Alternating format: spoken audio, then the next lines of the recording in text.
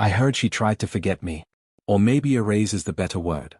She deleted our photos first, quietly, like she was sweeping dust off a forgotten shelf. Then she unfollowed me, blocked my number, rewrote the story of us in a way that made me the villain she needed, and herself the survivor she preferred to be. I told myself I was fine. I lied. Because late at night, when the world fell silent, I kept hearing the sound of her laughter echoing inside the room she once said felt like home. I kept remembering the way she used to tug gently at my sleeve, like she was anchoring me to a life worth living. I kept remembering everything. But what she didn't know was that memories don't die just because you shut your eyes. They rot. They ferment. They turn into something sharp. Something that whispers. I wasn't supposed to come back into her life. I wasn't supposed to see the way she flinched when our eyes met again, like guilt had suddenly grown a spine and stood behind her. She tried to forget me. But the truth is cruel. People forget kindness. They forget comfort. They forget the boy who carried their pain like a second heart. But they never forget the person they betrayed. And somehow, that's the person I became. I first saw her outside the university library on a late autumn afternoon, when the sky looked bruised and the wind carried the kind of cold that made people hurry their steps. But she didn't hurry. She stood there clutching a mountain of books to her chest like fragile armor. Her hair, dark, restless, kept blowing across her face, sticking to her lips each time she exhaled. And her eyes, they didn't wander, didn't look overwhelmed or lost. They looked haunted, like she was always walking away from something only she could see. I don't know what pulled me toward her. Maybe sympathy. Maybe curiosity. Maybe a quiet, unnamed instinct that whispered, "Look again." I stepped closer. "Need help?" I asked, keeping my voice gentle, like she might shatter if I startled her. She blinked up at me. Once. Twice. Her lashes trembled with the effort of pretending she didn't need anyone. "No," she said. A lie so small and soft it almost sounded like a plea. But the books trembled in her arms. And I recognized the way people tremble when they've been carrying too much for too long. So I reached out and lifted half the stack from her. She didn't resist. She only tightened her grip on the remaining books, as if afraid I'd take more than she had offered. Inside the library, she took a seat at a wooden table near the window, where pale sunlight pooled like a tired spotlight. I sat across from her, pretending I wasn't watching her, pretending her presence didn't suddenly make the quiet room feel warmer. But she was impossible not to watch. The way she bit the inside of her cheek while highlighting text. The way she twirled her pen when she was thinking too hard. The way her fingers trembled slightly whenever she turned a page, as if she feared what she'd read next. She stuttered like someone starving. Like someone desperate to prove something. Like someone terrified of disappointing a world that never once asked how she was doing. She finally noticed me staring, and her shoulders tightened. "You don't have to stay," she whispered. But her voice cracked on the last word. Not loudly. Just enough for me to hear the truth hiding under it. "Please don't leave." So I stayed. I stayed while she scribbled notes at a speed that made her handwriting collapse into itself. I stayed while shadows crept across the library floor as the sun sank outside. I stayed until the lights flickered on and cast a silver glow on her tired face. She didn't talk much. But every now and then she'd glance up, briefly, shyly, as if checking whether I was still there. And every time she did, something in my chest tightened, like her gaze was a key turning inside a lock I didn't know existed. As the hours passed, silence grew comfortable between us, warm, shared, fragile. Like a single thread tying two strangers together. Eventually she let out a breath, long and trembling, and set her pen down. When she looked at me then, it wasn't shy. It wasn't startled. It was soft, so painfully soft it felt like a confession. "Thank you," she murmured. Two simple words, but the way she said them. Like no one had stayed before. Like no one had ever sat on the other side of her silence and chosen not to leave. Her lips curled into a small, grateful smile. Not bright. Not bold. Just enough to tilt the world slightly, to shift something I had thought was unmoving inside me. In that moment, I memorized her. Too quickly. Too deeply. The way she tucked her hair behind her ear. The faint ink stain on her thumb. The quiet desperation behind her smile. Looking back, I should have known it was dangerous, how easily I began orbiting her. People like me loved too intensely. Too loyally. Too quietly. And people like her. People shaped by loneliness and shadows. They learn to accept devotion like borrowed warmth, grateful, but never believing it belongs to them. I didn't know then that one day she would forget this moment entirely. That she would forget my presence at this table, the hours we spent breathing the same silence, the smile that unlocked something fragile inside me. I didn't know she would one day walk past me like none of this mattered. All I knew that day, the first day, was that I had chosen to stay. And she had let me. We didn't fall in love all at once. It wasn't a spark. It wasn't lightning. It was slower than that, quieter than that. Like rain soaking into dry earth, drop by drop, until one day you step outside and the entire ground has changed beneath your feet. It began with her texts. At first they were harmless. Assignments. Deadlines. Questions she already knew the answers to. What page was the reading again? Did you understand the professor today? Small things.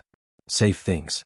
But the messages came at odd hours, 1 a.m., 2:30 a.m., when the world was quiet enough for truth to slip through. Soon, her words shifted into darker shades. I don't think anyone would notice if I disappeared. Sometimes I feel empty, like I'm walking through fog. I don't know what's wrong with me. I remember staring at my phone, feeling the weight of her loneliness through a glowing screen. I replied faster than I should have. Longer than I intended. Softer than she deserved. I sent paragraphs when she sent fragments. I gave stability when she offered cracks. I tried to be warmth in the cold places she kept falling into. Some nights she apologized for opening up. Other nights she didn't say anything at all, just sent a single ellipsis, 3 dots that felt like a hand reaching out in the dark. Eventually she didn't need to ask if I was awake. She just assumed I would be. And she was right. I became her calendar reminders, her midnight reassurance, her daily safety net. She'd forget to eat, forget to rest, forget to breathe, and I'd be there, gently stitching her back together with words she never thanked me for but always relied on. One evening, everything shifted. We were walking back from campus, the sky painted with fading gold. She was quiet, quieter than usual, and her steps dragged like each one cost her effort. When we reached the old footbridge, she suddenly stopped. "I'm tired," she whispered. Not the kind of tired sleep fixes. The kind carved into bone. Then, without warning, her shoulders shook. Her breath broke. And she folded into me like a letter someone had crumpled in their fist. She cried on my shoulder. Just once. But I felt everything in that moment, the warmth of her tears soaking into my shirt, the trembling of her fingers clutching me, the way she pressed her forehead against my collarbone as if trying to disappear inside the space where my heartbeat lived. When she finally pulled away, she wiped her face so aggressively it looked like she was trying to erase the evidence. "This didn't happen," she muttered. But I remembered.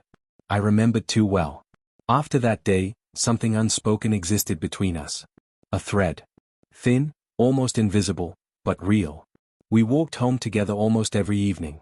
She talked about her dreams with a fragile kind of hope, like they were delicate birds cupped between her hands, birds she was afraid might die if she let them fly. She wanted to paint. To travel. To stand on a stage and read her poetry to people who didn't know her name yet. She said she didn't think she was good enough. So I told her she was. Over and over, until she started to believe me, at least in the moments when she smiled. She once admitted, in a voice barely above the autumn wind, "You make me feel seen." She didn't realize she made me feel alive. Every time I caught her staring at me, softly, slowly, as if memorizing the shape of me, I felt myself slipping deeper. She'd look at me like I was something gentle, something rare, something she shouldn't touch but couldn't stop reaching for. And I let her reach. Even when it hurt. Even when I sensed the imbalance growing like a quiet crack under the weight of everything she leaned on me for. I didn't know then what I know now. Devotion is a dangerous thing when it flows only one way. When you pour enough of yourself into another person, they eventually grow so full they forget who carried the weight before they could stand. The person you save is often the first to forget who saved them. And as she walked beside me that night, moonlight turning her hair silver, her smile fragile and fleeting, I felt something inside me ache. Because I already knew I was falling. And she was simply landing. The betrayal didn't begin with a kiss. It never does. Kisses are loud, obvious things, easy to blame, easy to point at. No, her betrayal began with silence. A silence I noticed long before anyone else. She used to message me the moment she woke up, sleepy typos and half-formed questions. Then suddenly those messages came hours late, sometimes not at all. She used to laugh, soft, delicate, like wind chimes touching. Then her laughter thinned out, brittle, disappearing altogether when I stood beside her. She used to cling to conversations with me like they were lifelines. Then she started letting them fall away, one by one, like threads she no longer cared to hold. And every time I tried to ask if something was wrong, she shook her head with a smile that didn't reach her eyes. A smile that felt like a locked door. Then the whispers started. I heard her classmates gossiping near the vending machines, about a guy from her department. Someone loud. Someone charming. Someone who made her feel lighter, they said, like she finally stopped carrying the whole world. I wasn't jealous.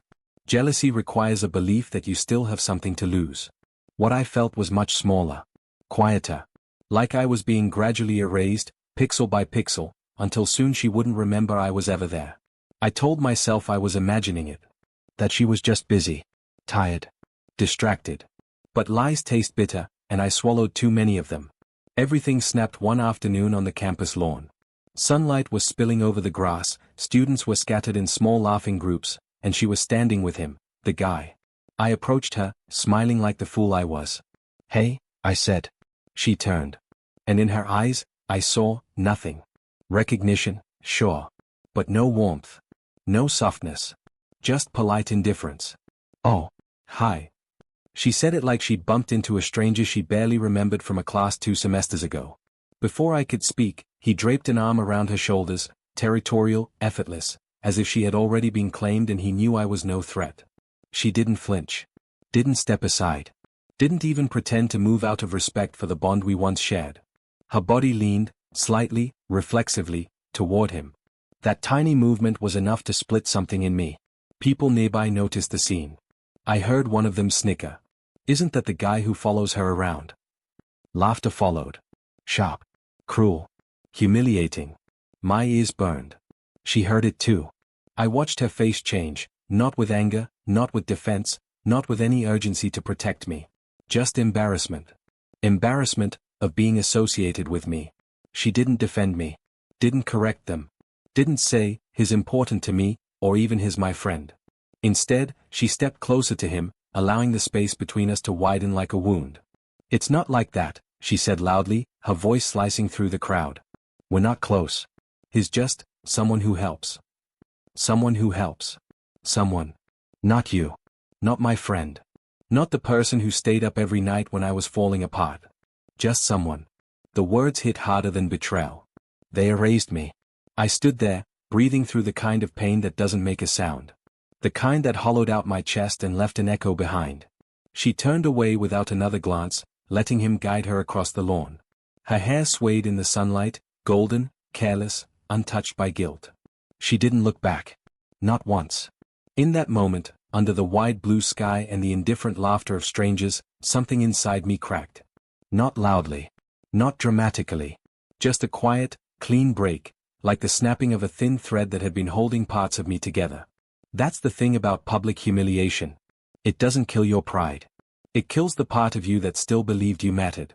And as I stood alone in the middle of the lawn, watching her disappear into a world where I no longer existed, I realized. Some betrayals don't need actions. A silence like hers is enough to ruin you. I didn't confront her. I didn't chase her. I didn't demand an explanation she had already given with her indifference and her silence. I just disappeared. Not dramatically. Not loudly. Just quietly, like a fading echo, like ink dissolving in rain. I stopped walking her home, letting the familiar path grow cold beneath my feet. I stopped waiting for her messages, stopped checking my screen for her initials, even though her texts had already dwindled into hollow, obligatory replies. I stopped showing up at the spots she used to drag me to with a tug on my sleeve, places where she'd learned to rely on my presence the way others rely on streetlights at night. I didn't erase her. I simply removed myself from the parts of her life where she kept me only out of convenience. People noticed before she did. They said I looked different. Calmer. Colder. Like someone who had finally accepted that carrying another person's loneliness on your back doesn't make you heroic. It just breaks your spine slowly, quietly, until you can no longer stand. But the strange thing about healing is that it's rarely gentle. It requires distance. It demands detachment. It forces you to stop bleeding for someone who never even noticed you were wounded. And while I was healing, piecemeal, painfully, she began to unravel. I saw it happen, not in full scenes but in fragments. Like torn pages from a diary she was trying to burn. Once, she passed by me in the hallway. Her eyes were rimmed red, her lips bitten raw. She flinched when she realized I wasn't slowing down to greet her the way I once did. Another time, I heard her name whispered behind me in the courtyard, laced with gossip, rumors of arguments with her new boyfriend, slammed doors, tears in bathrooms she thought no one heard. I didn't feel triumph. Just a strange, hollow ache. The kind you get when a story you once cherished is being rewritten into something tragic. Sometimes I'd catch her staring, across classrooms, across crowds, across moments I thought she wasn't even aware of me. Her gaze was full of contradictions, regret, confusion, disbelief. As if she couldn't understand why I had suddenly vanished from a life she never acknowledged as mine to begin with. She approached me only once. It happened outside the library, the same place where she had first let me into her orbit. Winter was settling in, frost lined the window panes, and clouds of breath formed in the air. She stepped in front of me, blocking my path, her hands trembling though she tried to hide it. "Can we talk?" she whispered. Not asked. Begged. Her voice cracked on the last word, but I couldn't tell if it was from guilt or fear or something far more fragile. For a split second, memories flickered, her tears on my shoulder, her late-night messages, the way she once clung to my words like they were anchors. But then, I remembered the lawn. The crowd. Her voice saying I was just someone who helps. And something cold inside me finally settled. I stepped around her. Kept walking. Not out of cruelty. Not out of revenge. But because I finally understood. People who erase you don't deserve a version of you that remembers them. Behind me, I heard her inhale sharply, as though the air itself had betrayed her. But I didn't look back. I had done enough looking back for both of us. As days passed, she became a ghost in places she once dominated, her laughter muted, her presence smaller, her confidence fraying like an old ribbon slowly coming undone. And I became someone she could no longer reach. Someone steady. Someone reserved. Someone she had underestimated until it was far too late. Sometimes the quietest revenge isn't anger. It isn't confrontation. It isn't even justice. Sometimes it's simply living in a way that reminds them. They lost access to you. And unlike love, lost access never returns. Months passed, quiet, disciplined months where I rebuilt myself one small victory at a time. Healing wasn't a sunrise, it was a slow rearranging of shadows. But I changed. And fate, cruel or poetic, waited until I was finally steady before placing her in front of me again. It happened during a university seminar on innovation. A crowded auditorium buzzing with academic excitement, projector humming softly, pens tapping against desks in restless patterns. The kind of setting where minds open and hearts stay guarded. I didn't notice her at first. But she noticed me. The moment I stood to speak, I felt it, her breath hitching across the room, the stillness that followed like the air itself was bracing for impact. It was strange, being able to feel someone stare before finding their face. I presented my project, the one she once helped me brainstorm in whispered 2 a.m. messages when she still trusted me with her exhaustion and her hopes. Except now, the project was polished. Refined. Completed without her. It was mine. As I spoke, words flowed easily. Confidently. The person I used to be, the boy who clung to her approval, was nowhere in that room. When I finished, the auditorium erupted into applause. Professors nodded. Students leaned in, intrigued. Strangers looked at me with a kind of admiration she never offered when I needed it most. And in the silence that followed, I finally turned and saw her. Her eyes, wide, glassy, were fixed on me. In them, I saw the truth. She was witnessing the version of me she never believed I could become. When I sat down, I could feel her stare burning through the distance between us. Regret settled on her shoulders like an invisible weight, heavy and suffocating. She kept her gaze locked on me as if blinking meant losing me again. After the seminar, I walked toward the exit, my heartbeat steady, my hands relaxed. But she stepped into my path, cutting off my escape with a trembling breath. Her voice cracked. "I miss you." Just 3 words, but they wobbled, like her tongue was unfamiliar with regret. Before I could respond, she swallowed, hard. I was stupid. Stupid. That wasn't the word. Cruel, maybe. Cowardly, surely. But I let her say it. Let her wrestle with the version of the story she could tolerate. I studied her face, the same face I once memorized with foolish devotion. But now I saw it differently. The girl who once overshadowed me looked smaller. Like life had sharpened her edges. Like she knew she had lost something she would never get back. And for the first time, I felt nothing resembling the ache I used to carry. "I learned something," I said quietly. She blinked, Waiting. People forget love when it's quiet. Her lips parted, trembling. But they never forget guilt. The word struck her like a blow she didn't see coming. Her shoulders tensed. Her eyes filled. And her breath stuttered in that familiar way, the same way it used to when she confessed her fears late at night. Except now the fear wasn't of the world. It was of losing me. "I'm sorry," she whispered, voice fragile like paper left out in the rain. "But apologies are strange things. Sometimes they come too late. Sometimes they come only when the other person finally stands tall enough to no longer need them." "I'm not," I replied. And I meant it. Healing had reshaped me, slowly, painfully, necessarily, into someone she could no longer distort with her silence or her need or her selfishness. I wasn't her shadow anymore. I wasn't her emotional crutch. I wasn't the boy waiting behind her, hoping to matter.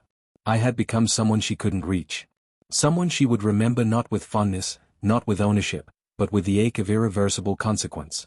She took a shaky step toward me, like she wanted to hold on to something, anything, but found nothing to grasp. "Can we?" she began. "No." One word. Soft, but final. Her breath broke. And I walked past her, leaving her in the doorway with her regret curling around her like cold wind. Sometimes justice doesn't arrive with revenge. Sometimes it arrives quietly. In the form of a person who no longer needs you. And that was the justice I never sought. It simply came to her on its own.